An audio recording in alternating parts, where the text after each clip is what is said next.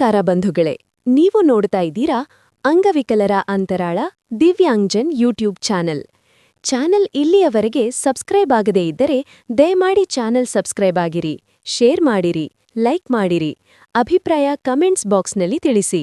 Bell icon ಒತ್ತುವುದನ್ನು ತಪ್ಪದೇ ಮರೆಯದಿರಿ. Like button ಒತ್ತಿದರೆ ಹೈಪ್ ಬಟನ್ ಬರುತ್ತದೆ, ಅದನ್ನು ಒತ್ತಿ ಚಾನೆಲ್ ಪ್ರೋತ್ಸಾಹ ನೀಡಿ.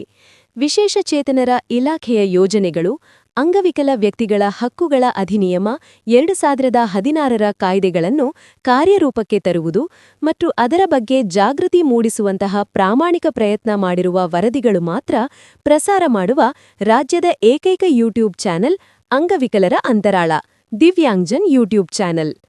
ರಾಜ್ಯದ ಅಂಗವಿಕಲರಿಗೆ ತಿಳುವಳಿಕೆ ಕೊಡಬೇಕು ಎಂಬ ಸದುದ್ದೇಶದಿಂದ ಮಾತ್ರ ಕೆಲಸ ಮಾಡುತ್ತಿರುವ ಚಾನೆಲ್ ಇದಾಗಿದ್ದು, ಅಂದರೆ ರಾಜ್ಯದ ಅಂಗವಿಕಲರ ಸಮಸ್ಯೆಗಳನ್ನು ಹೇಳಿಕೊಳ್ಳುವ, ಅವುಗಳಿಗೆ ಪರಿಹಾರ ಕಂಡುಕೊಳ್ಳಲು ಇದೊಂದು ಉತ್ತಮ ವೇದಿಕೆ ಇದಾಗಿದೆ. ಇದರ ಸದುಪಯೋಗ ರಾಜ್ಯದ ಅಂಗವಿಕಲ ಬಂಧುಗಳು ಪಡೆಯಬೇಕೆಂದು ಚಾನೆಲ್ ಬಳಗ ಯಾವತ್ತೂ ಆಶಿಸುತ್ತದೆ. ನಮಸ್ಕಾರಗಳು. ರಾಜ್ಯದಲ್ಲಿ ಜಿಲ್ಲಾ ಅಂಗವಿಕಲರ ಕಲ್ಯಾಣಾಧಿಕಾರಿಗಳ ಕಚೇರಿಗಳನ್ನು ಒಂದು ಬಾರಿ ಅವಲೋಕನ ಮಾಡಬೇಕೆಂದು ಚಾನೆಲ್ ಪ್ರಯತ್ನಕ್ಕೆ ಅಂಗವಿಕಲರ ಸಾಮಾಜಿಕ ಕಾರ್ಯಕರ್ತರಾದ ಪಿ. ಏಸುನಾಥನ್ ಅವರೊಂದಿಗೆ ಚರ್ಚೆ ಮಾಡಿದಾಗ, ಒಂದು ಜಿಲ್ಲೆಗೆ ಭೇಟಿ ನೀಡಿ ಅದರ ಬಗ್ಗೆ ಒಂದು ವರದಿ ಮಾಡುತ್ತೇನೆ ಎಂದು ರಾಜ್ಯದ ಒಂದು ಜಿಲ್ಲೆಗೆ ಭೇಟಿ ನೀಡಿರುವ ಮತ್ತು ಅಲ್ಲಿನ ಅಂಗವಿಕಲರು ಏನಾದರೂ ಕೆಲಸವಿದ್ದರೆ ಒಂದು ಬಾರಿ ಜಿಲ್ಲಾ ಕಚೇರಿ ಭೇಟಿ ನೀಡಬೇಕಾದರೆ ನೂರಾರು ರೂಪಾಯಿ ಹಣ ಖರ್ಚು ಮಾಡಬೇಕಾದ ಅನಿವಾರ್ಯತೆ ಸ್ಥಿತಿಯಲ್ಲಿ ಜಿಲ್ಲಾ ಕಚೇರಿ ಇರುವುದು ನೋಡಿದರೆ ತಾವು ದಂಗಾಗಿ ಹೋಗುತ್ತೀರಾ. ಕಾರಣ, ನಗರದಿಂದ ಸುಮಾರು ಕಿಲೋಮೀಟರ್ವರೆಗೆ ದೂರ ಇರುವ ಮತ್ತು ಸಾರಿಗೆ ವ್ಯವಸ್ಥೆ ಇಲ್ಲದೆ, ಬಸ್ ಅನುಕೂಲ ಇಲ್ಲದೆ ಇರುವುದು ನೋಡಿದ ಮೇಲೆ ಚಾನೆಲ್ ರಾಜ್ಯದ ಮುಖ್ಯ ಕಾರ್ಯದರ್ಶಿ ಶ್ರೀಮತಿ ಶಾಲಿನಿ ರಜನೀಶರವರಿಗೆ, ರಾಜ್ಯದ ಕೇಂದ್ರ ಕಚೇರಿ ಮಾನ್ಯ ನಿರ್ದೇಶಕರು ಮಾನ್ಯ ಸಚಿವರಾದ ಲಕ್ಷ್ಮೀ ಹೆಬ್ಬಾಳ್ಕರ್ ಅವರಿಗೆ ಮತ್ತು ಸ್ಥಳೀಯ ಜಿಲ್ಲಾಧಿಕಾರಿಗಳಿಗೆ ಜಿಲ್ಲೆಯ ಅಂಗವಿಕಲರ ಗೋಳು ಒಂದು ಬಾರಿ ಕೇಳಿ ಅವರಿಗೆ ನಗರದ ಹತ್ತಿರ ಒಂದು ಕಚೇರಿ ವ್ಯವಸ್ಥೆ ಮಾಡಿಕೊಡಬೇಕೆಂದು ಮನವಿ ಮಾಡಿಕೊಳ್ಳುತ್ತದೆ. ಏಕೆಂದರೆ ಈಗಾಗಲೇ ಇರುವ ಜಿಲ್ಲಾ ಅಂಗವಿಕಲರ ಕಲ್ಯಾಣಾಧಿಕಾರಿ ಕಚೇರಿ ಖಾಸಗಿ ಕಟ್ಟಡದಲ್ಲಿ ಬಾಡಿಗೆ ರೂಪದಲ್ಲಿರುವುದೆಂದು ತಿಳಿದುಬಂದಿದೆ. ಅದೇ ಬಾಡಿಗೆ ನಗರ ಮಧ್ಯದಲ್ಲಿ ಮಾಡಿದರೆ ಕಾರವಾರ ಜಿಲ್ಲೆಯ ಅಂಗವಿಕಲರಿಗೆ ತುಂಬಾ ಸಹಾಯ ಆಗುತ್ತದೆ ಎಂದು ಕಳಕಳಿಯಿಂದ ಸಾಮಾಜಿಕ ಕಾರ್ಯಕರ್ತರಾದ ಪಿ. ಏಸುನಾಥನ್ ಅವರ ಪ್ರತ್ಯಕ್ಷವಾಗಿ ಭೇಟಿ ನೀಡಿ ವರದಿ ಮಾಡಿ ಅಂಗವಿಕಲರ ಅಂತರಾಳ ದಿವ್ಯಾಂಗಜನ್ ಯೂಟ್ಯೂಬ್ ಚಾನೆಲ್ ಜೊತೆಗೆ ಹಂಚಿಕೊಂಡಿದ್ದಾರೆ. ಧನ್ಯವಾದಗಳು. ಸ್ನೇಹಿತರೆ ನಮಸ್ತೆ, ನಿಮ್ಮೆಲ್ಲರಿಗೂ ಶುಭ ದಿನ. ಈಗ ಜಿಲ್ಲಾ ಅಂಗವಿಕಲರ ಕಲ್ಯಾಣಾಧಿಕಾರಿಗಳ ಕಚೇರಿಗೆ ನಾನು ಬಂದಿದ್ದೀನಿ. ಇದು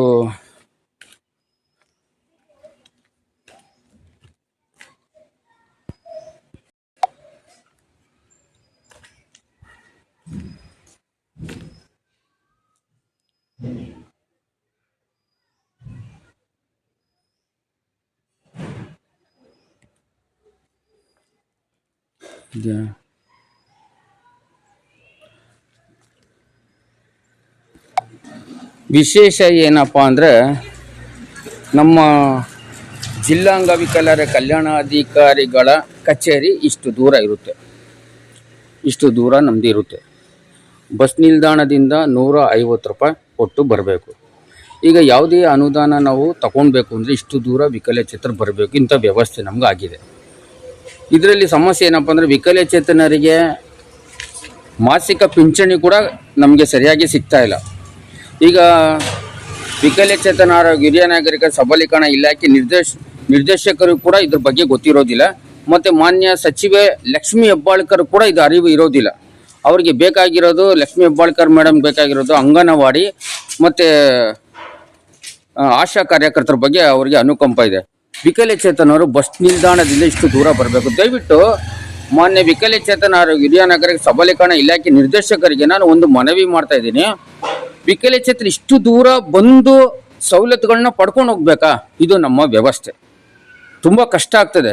ಈಗ ನಾನು ಬೆಂಗಳೂರಿಂದ ಬಂದು ನಾನು ಬಸ್ ನಿಲ್ದಾಣದಲ್ಲಿ ಇಲ್ಲಿಗೆ 150 ರೂಪಾಯಿ ನಾನು ಹಣ ಕೊಟ್ಟು ಇದನ್ನು ಒಂದು ಸಾಮಾಜಿಕವಾಗಿ ವಿಕಲಚೇತನಗೆ ಅನುಕೂಲ ಆಗಲಿ. ದಯವಿಟ್ಟು ನಮ್ಮ ಸರ್ಕಾರದಲ್ಲಿ ಎಷ್ಟೆಷ್ಟೋ ನೀವು 5 ಗ್ಯಾರಂಟಿ ಯೋಜನೆ ಕೊಡ್ತಾ ಇದ್ದೀರಿ.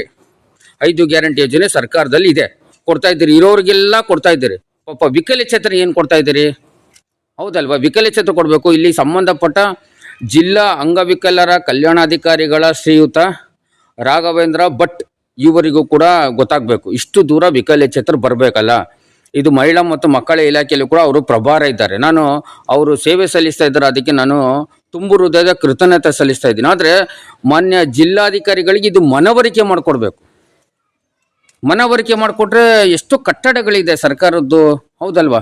ಸರ್ಕಾರದ 1-2 ಕಟ್ಟಡ ಇದೆ ಸ್ನೇಹಿತರೆ, ಎಷ್ಟೊಂದು ಕಟ್ಟಡಗಳಿದೆ ಅಲ್ವಾ?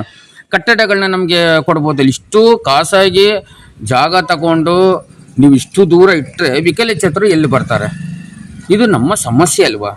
ವಿಕಲಚೇತನರಿಗೆ ನಾವು ಎಲ್ಲ ಯೋಜನೆಗಳು ಕೊಡ್ತೀವಿ ಅಂದರೆ ಯೋಜನೆಗಳು ಯಾರು ತಗೊತಾರೆ? ಇದು ತುಂಬ ದುಃಖಕರ ವಿಷಯ. ತುಂಬ ನಾನು ವಿಷಾದನೆ ವ್ಯಕ್ತಪಡಿಸ್ತಾ ಇದ್ದೀನಿ. ತುಂಬ ಖಂಡನೀಯವಾಗಿ ನಾನು ಮಾತಾಡ್ತಾ ತುಂಬ. ಯಾಕಂದರೆ ಬೆಂಗಳೂರಲ್ಲಿ ನಮಗೆ ಕಿದ್ವಾಯಿ ಹಾಸ್ಪಿಟ್ಲ್ ಹಿಂಭಾಗಲೇ ಇದೆ ಜಿಲ್ಲಾ ಅಂಗವಿಕಲರ ಕಲ್ಯಾಣ. ತುಂಬ ಸಿಟಿ ಸರೌಂಡಿಂಗಲ್ಲೆಲ್ಲ ಮಾಡಿದ್ದೀರಿ. ಎಲ್ಲಿ ಹೋದ್ರೂ ಬಸ್ಸು ವ್ಯವಸ್ಥೆ ಇದೆ, ಬಸ್ಸು ಪಕ್ಕದಲ್ಲೇ ಬರುತ್ತೆ. ಕಿದ್ವಾಯಿ ಆಸ್ಪತ್ರೆನೇ ಬಸ್ಗಳು ಬರ್ತದೆ. ಮತ್ತು ತಮಿಳ್ನಾಡಿಂದ ಬಂದರೂ ಅಲ್ಲೇ ಬರ್ಬೋದು. ಕೇರಳ, ತಮಿಳ್ನಾಡು ಎಲ್ಲ ನಮಗೆ ಬೆಂಗಳೂರಲ್ಲಿ ತುಂಬ ಚೆನ್ನಾಗಿದೆ, ಅಷ್ಟೊಂದು ಚೆನ್ನಾಗಿದೆ, ಎಲ್ಲ ವ್ಯವಸ್ಥೆ ಇದೆ. ಅಲ್ಲಿ ಬಸ್ ಸ್ಟ್ಯಾಂಡಲ್ಲಿ ಇಳಿದ್ರೆ ಹಿಂದ್ಗಡೆ ನೇರಾಗಿ ನಡ್ಕೊಂಡು ಬರ್ಬೋದು. ಆದರೆ ಇಲ್ಲಿದ್ದ ವ್ಯವಸ್ಥೆ ಯಾರು ಕೇಳ್ತಾರೆ? ಅದರಿಂದ ಇದ್ರ ಬಗ್ಗೆ VC ತಗೊತೀರಲ್ಲ, ನಿರ್ದೇಶಕರುಗಳು VC ತಗೊತೀರಿ. VCಯಲ್ಲಿ ಇಷ್ಟಿಷ್ಟು ದೂರ ಇದೆ ಅಂತ ನಿಮ್ಗೇನು ಗೊತ್ತಾಗೋದಿಲ್ವಾ? ಹೇಳಿ ನೋಡೋಣ.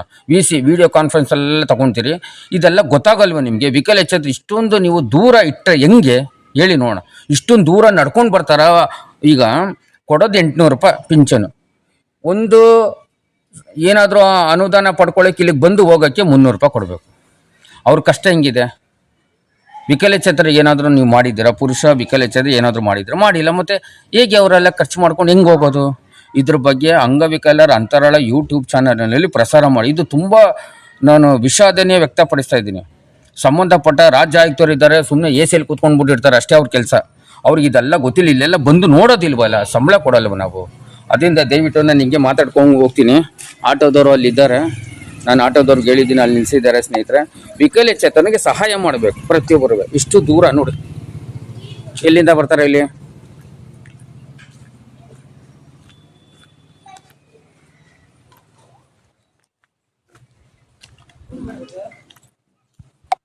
ದಯವಿಟ್ಟು ಮಾನ್ಯ ಡಾಕ್ಟರ್ ಶಾಲಿನಿ ರಜೇಶ್ ಮೇಡಮ್ಗೆ, ಕರ್ನಾಟಕದ ಮುಖ್ಯ ಕಾರ್ಯದರ್ಶಿಗಳಾದ ಶ್ರೀಮತಿ ಡಾಕ್ಟರ್ ಶಾಲಿನಿ ರಜೇಶ್ ಮೇಡಮ್ ಅವ್ರಿಗೆ ನಾನು ಮನವಿ ಮಾಡ್ತಾಯಿದ್ದೀನಿ. ವಿಕಲಚೇತನ ಮೇಲೆ ದಯವಿಟ್ಟು ಒಂದು ಮಾನವೀಯತೆ ಅದ್ರ ಕೊಟ್ಟು ಒಂದು ಅನುಕಂಪ ಅಂದ್ರೆ ನಿಮಗೆ ಬೇಡ ಬಿಡಿ. ವಿಕಲಚೇತನ ದಯವಿಟ್ಟು ಒಂದು ಸಹಾಯ ಮಾಡಿ ಅಂತ ನಾನು ಕಳೆಯಿಂದ ಮನವಿ ಮಾಡ್ತಾಯಿದ್ದೀನಿ. ಧನ್ಯವಾದ. ಶುಭ ದಿನ.